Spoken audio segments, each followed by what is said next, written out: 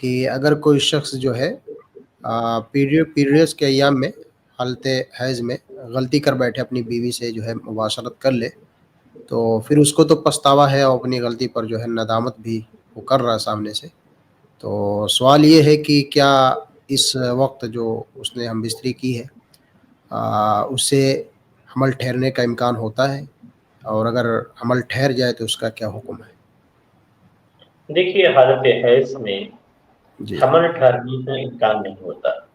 جی ہاں، یہ ہو سکتا ہے کہ حیض کے آخر وقت میں جو حقیقت میں پاکی کے ایام کی اسٹارٹنگ ہے، اگر اس وقت مجامعت کی گئی ہے تو حمل ٹھہرنے کا اندیشہ ہے، جی اور ٹھہر بھی سکتا ہے.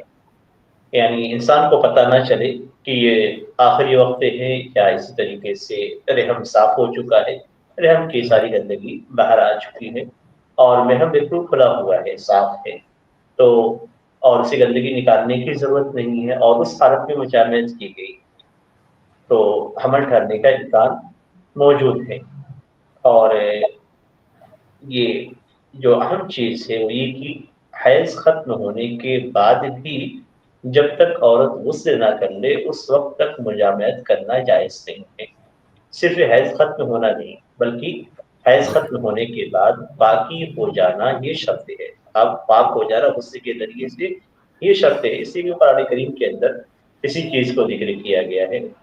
اللہ تعالیٰ نے فرمایا قل هو آذن فاعتزلوا النساء في المحيض ولا تقربوهن حتى يطهرن فإذا تطهرن فأتوهن من حيث أمركم الله. کہ حیض یہ گندگی کے ایام ہیں اور گندی چیزیں ہیں، تو حیض کی حالت میں تم عورتوں سے قریب نہ ہو یہاں تک کہ وہ پاک ہو جائیں. جب پاک ہو جائیں تو پاک ہونے کے بعد فَإِذَا تَطَهَّرْنَ، جب وہ غسل کر لیں تو جہاں سے اللہ نے آنے کا حکم دیا ہے وہاں سے اب آئیں. تو یہ ضروری ہے. ہاں، حمل ٹھہر سکتا ہے اس میں، یعنی پیریڈ کی کون سے دنوں میں ہے اس کے اعتبار سے ہوگا. بس اوقات بعد عورتوں کو بیچ میں خون رک جاتا ہے، باقی کا کچھ ٹائم رہتا ہے، پھر اس کے بعد خون جاری ہو جاتا ہے. تو اس طرح کے یعنی حالات میں بھی حمل ٹھہرنے کا امکان موجود ہے. جس سے اگر حمل ٹھہر جائے تو اس پر کچھ حکم وغیرہ، یا حمل جو ٹھہرنے حمل پہ کوئی ٹھہرنا اس حکم میں نہیں. نقصان وغیرہ تو نہیں ہے؟ اگر حمل ٹھہر جاتا ہے تو کوئی نقصان نہیں ہے، جی اور نہ ہی اس سے کوئی فرق پڑتا ہے. یعنی ایسا نہیں کہ اولاد کے تعلق سے کچھ یہ سوچا جائے کہ یہ حرام وقت میں کیا گیا ہے تو اولاد حرام ہے، ایسی کوئی چیز نہیں ہے. صرف جی وہ فعل حرام ہے، باقی یعنی اس حالت کی وجہ سے حرام ہے، ورنہ جی حقیقت وہ فعل جائز تھا.